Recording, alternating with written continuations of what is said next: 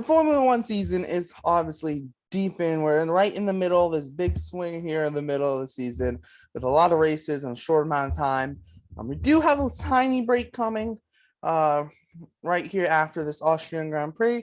And Austrian Grand Prix means it is right in the middle of the season, as that was the 11th race out of 22 this season. So we're going to do a mid-season recap here. We're going to cover everything that's happened so far, what the standings look like, and what are my predictions for the rest of the season. We're going to get into all that and more right here on Bleacher Brawls. My name is Derrik, and let's get straight into it. So obviously, we'll just go straight from what's happened so far this season and what we know's happened. So we'll start with the driver standings. Max Verstappen, reigning world champion, obviously leads the standings with 208 points. Charles Leclerc, second, 170 points. Sergio Perez, third, 151 points. And Carlos Sainz is fourth, 133 points. Then the two Mercedes drivers, George Russell and Lewis Hamilton, with 128 and 109 respectively in fifth and sixth.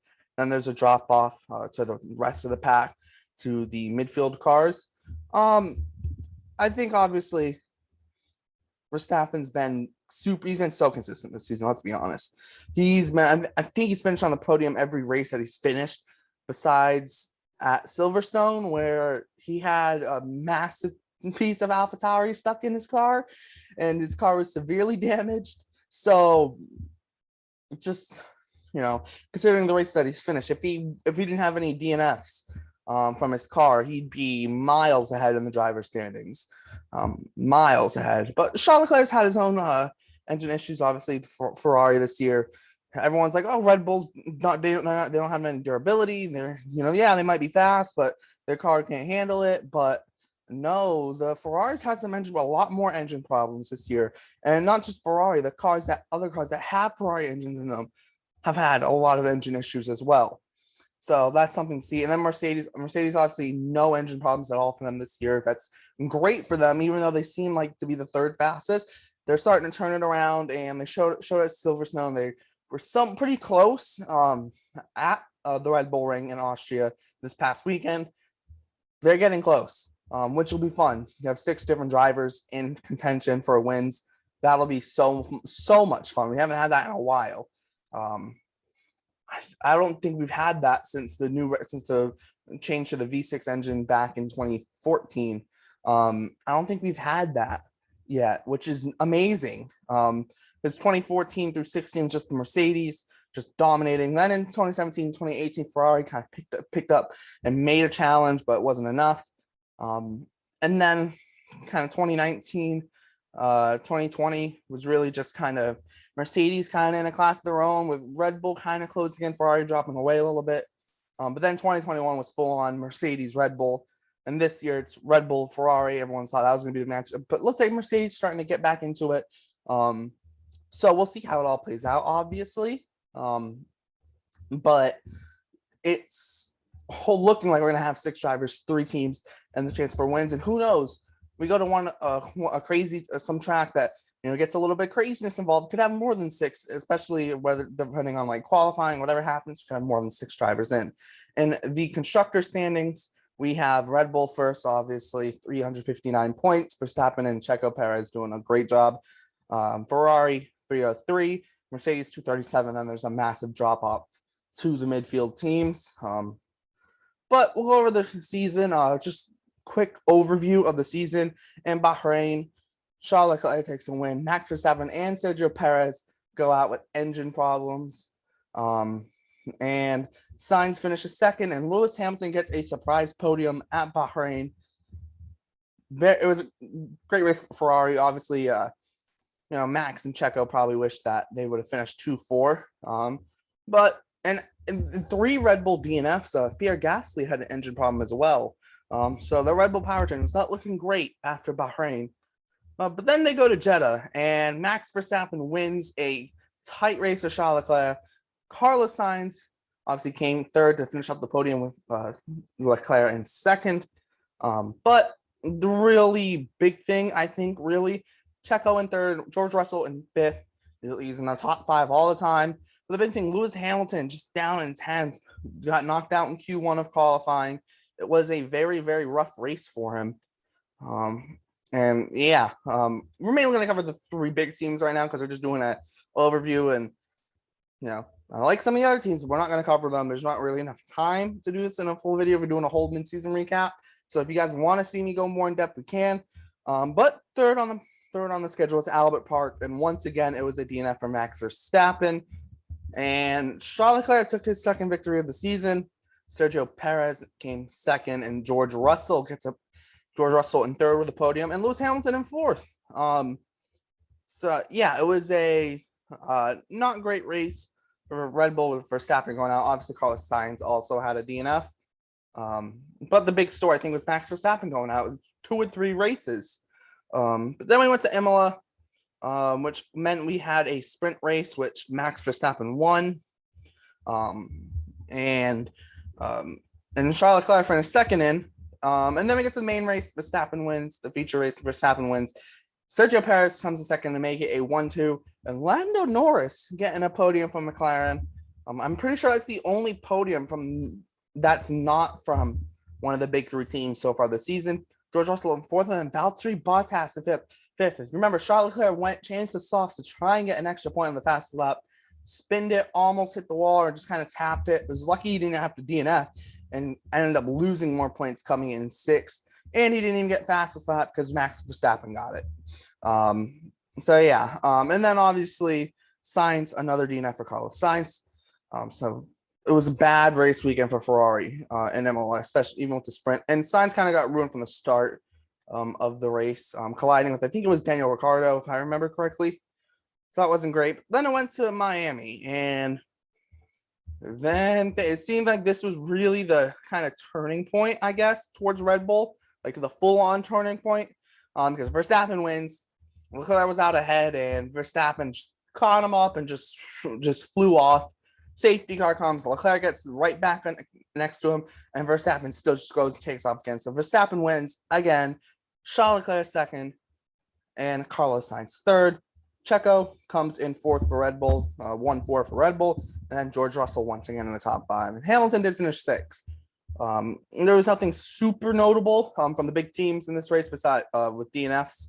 And obviously Mercedes they've had one DNF, which we'll get to, but no engine problems for them.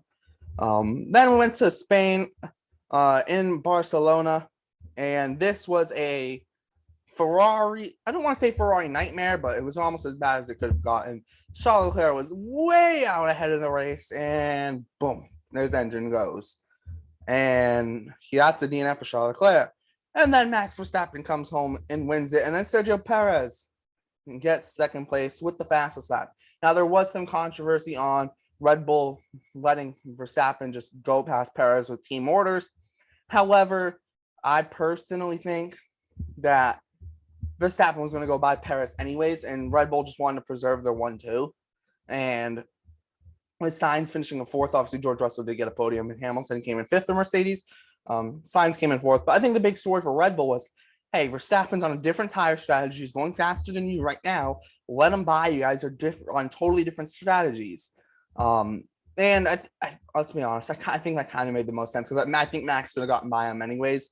And you don't want to risk teammates crashing, because we've seen that happen before with Max in a Red Bull. Like, prime example is Baku with Daniel Ricciardo. So to me, it made sense to do that. You don't want to risk it, especially this early in the season. You don't want to lose any points from teammates crashing. And then we went to Monaco, the Monaco Grand Prix, and this was a Ferrari disaster. I understand they finished second with Sainz and fourth with Leclerc, but they could have had a 1-2, at worst a 1-3 with Charles Leclerc winning his home race, and their strategy threw it away. Sergio Perez gets his first win of the year, and it's at Monaco, securing 25 points. Obviously, this was a shortened race because it reached the 2-hour time limit. And then Carlos Sainz comes in second, Verstappen in third, and Charles Leclerc in fourth. And George Russell, once again, Mr. Consistency in the top 5. I mean, at the end of the day, Ferrari kind of threw it away, especially with Leclerc and the pit stop and in and in, out, no, in and out, in and out. No, don't come in, don't go out. It's like Ferrari just can't make a decision. And we've seen that in a couple other races this season. So yeah, not a great race for Ferrari, especially strategy-wise. They could have beaten Red Bull, but Red Bull takes it to them and wins. And then we go on to Baku, Azerbaijan.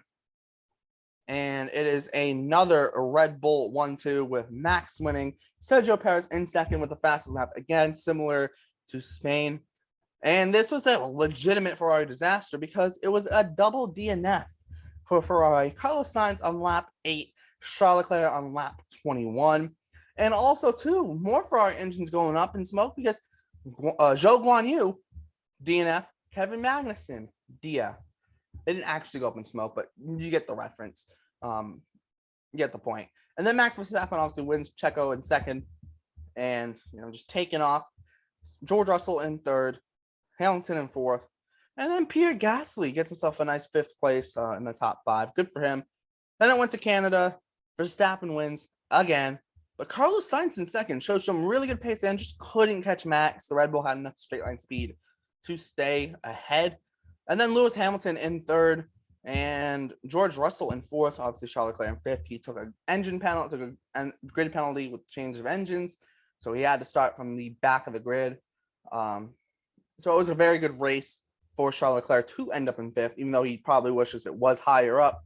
But he did get stuck behind the Alpines. And then it went to Silverstone. This one was interesting. Carlos Sainz took pole position. However, I don't know if it's been confirmed or not. I personally haven't seen anything, but I know Max said it though.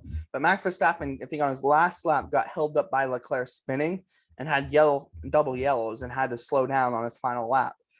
As Carlos Sainz took pole position. Obviously, Leclerc's not trying to spin. He wants pole position himself. But I do think there's a good chance Max could have had pole over Sainz. Then there was the whole start of the race, the whole turn 1 incident. Thankfully, Zhou Guanyu is safe. Same thing for Alex Albon and everyone else in that crash. It was the first Mercedes DNF. George Russell kind of got caught up in it, as multiple cars did. But thankfully, everyone is okay. Some big stories, though. Carlos Sainz gets his first pole position and his maiden win in Formula One. Great for him. Sergio Perez in second. Lewis Hamilton, home race in third. Some people were questioning whether or not he might be able to win. Charles Leclerc comes in fourth, a Ferrari disaster when it comes to strategy. They split strategies, but they left Leclerc out with a broken front wing and old hard tires and for track position. And Ferrari are indecisive, and it's like they're putting their drivers on hold to make decisions. It's the most ridiculous thing I've ever seen. Obviously, Verstappen down in seventh. He had the big chunk of AlphaTauri in him. So, however, the other big news, Haas get their first double points since 2020, I think, or 2019, a long time.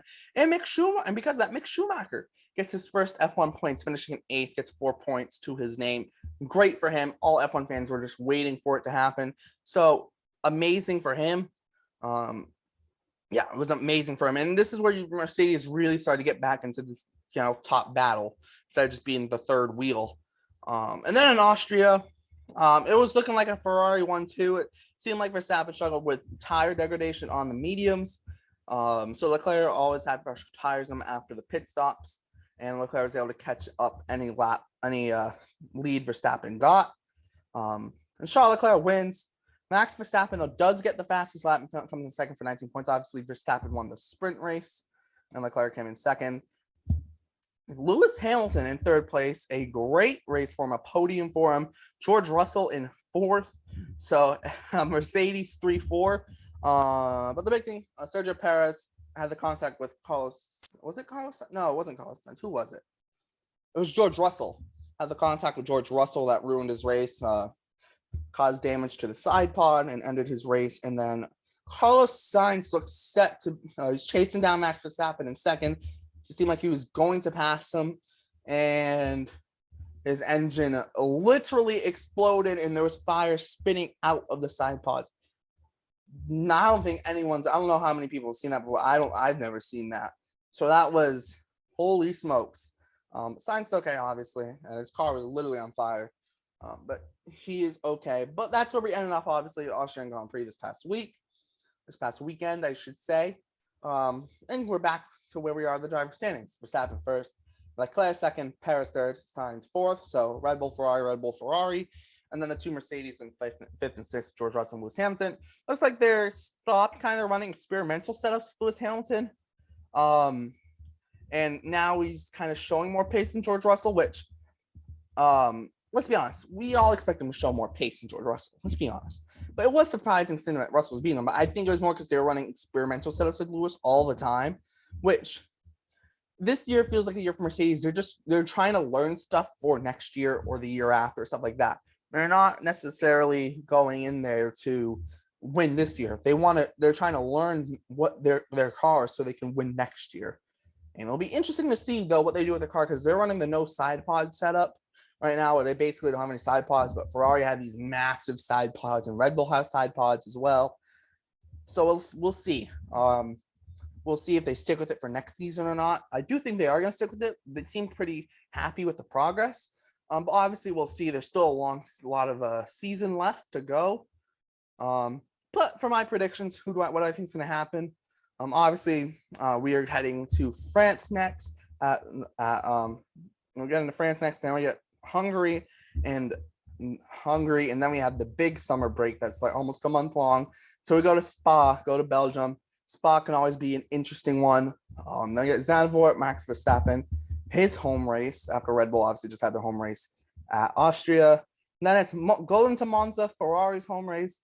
Then it's to Singapore, Japan, and back to the United States at Circuit of the Americas. Then Checo's home race in Mexico, Brazil. So almost Lewis Hamilton's second home race, because he's now a honorary citizen of Brazil. And then the season finale in Abu Dhabi. It's going to be an interesting one, the rest of the season. However, I'm going to pick Max Verstappen to win his second world drivers championship. I'm going to pick Red Bull to win the constructors championship. And I'm going to do this because I feel like Max on his best day is better than Leclerc on his best day.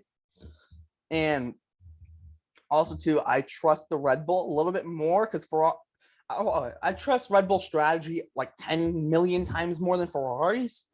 And I trust Red Bull's engine to not blow up on them more than Ferrari. And it's going to be interesting, because if Ferrari start having engine problems like they were a couple races ago, like they could like it's going to be interesting, because if Mercedes isn't that far behind Ferrari, it's not like inconceivable. If Ferrari has like a double DNF and Mercedes gets a podium and a podium and a fourth, or if they get somehow figure out a way to get a double podium, or they get a race win here and there as well, like Mercedes could start closing that gap to Ferrari, which sounds crazy, but like they have Lewis Hamilton, who's the greatest driver of his generation. Max Verstappen might be the greatest driver of his generation. We had that colossal battle last season. But at the end of the day, I don't think Mercedes are close enough this year or their drivers are close enough in the standings to really catch anyone. But maybe Ferrari comes in and wins the constructors, but I still think Sainz would have to really start beating Perez though. Sainz looked like his form was going to be up after Silverstone. It would look good in Austria, not as good as it looked in Silverstone. But it's still very good for Carlos Sainz, like very, very good. We'll see. We'll see what Sainz can do. Has he broken that kind of, okay, got the race win, maybe I can get a couple more? Is he going to start challenging against Charles more? Who knows? I think if Sainz starts challenging Leclerc more and gets closer to him, I think that's actually going to be worse for Ferrari in terms of the driver standings and the constructor standings. Because it seems like because Ferrari never wants to do driver orders. They never want to say hold your position, or they never want to say let the other one through. They're not doing that. They're so indecisive. So I feel like Red Bull, just strategy wise, they know who the number one driver is. They know who the number two driver is. And Checo is a stellar number two driver. It's just true. He's number two driver. Everyone on the grid would probably be a number two driver to Max at Red Bull, except maybe Lewis Hamilton. And I'd say even Charles Leclerc would be a number two driver to Red Bull to Verstappen. Why? Because that's how much Verstappen means to Red Bull. And so honestly, I think maybe besides Lewis Hamilton, I think maybe Charles, but definitely Lewis. But besides Lewis, pretty much everyone else on the grid would be a second driver to Max. And that's because how much he means to Red Bull. But yeah, that's going to wrap it up. My predictions. It's going to be a Red Bull sweep, Verstappen in the drivers, and Red Bull in the constructor standings. And I still think Leclerc can finish second. Perez, I do think, finished ahead of Sainz. The interesting for Sainz is, will Russell catch him, and maybe even Lewis? That's what's going to be interesting. Can Sainz continue the good form? And then in the constructors, I think Red Bull take it, and Ferrari and Mercedes, I think, will actually get closer as the year goes. I don't think Mercedes will overtake Ferrari, but who knows? Maybe Ferrari has engine problems, like I said. And Checo can still finish in second in the drivers for Red Bull, so that would mean Red Bull kind of run away with the constructors if they have 1-2 in the drivers. But we'll all see how it plays out. We got 11 races done, 11 left to go. It's going to be a fun season. You have been watching, obviously, Bleacher Brawls, your F1 midseason recap. My name is Derrik. Thanks for tuning in. Check out all the links in the description, the website, the podcast, the Instagram, the Twitter. We cover mostly baseball, but we do have these videos every Tuesday on non-baseball sports. So F1, we did soccer last week. We're going to have the NBA next week, and the week after we have the NHL. If you have anything in other sports you want us to cover, we'll look into it. If you have any baseball topics that you want us to cover, we'll also look into those. And that's gonna wrap this one up. Leave your thoughts in the comments, like, subscribe, hit the notification bell. My name is Derrik. Thanks for tuning in, and I'll see you next time.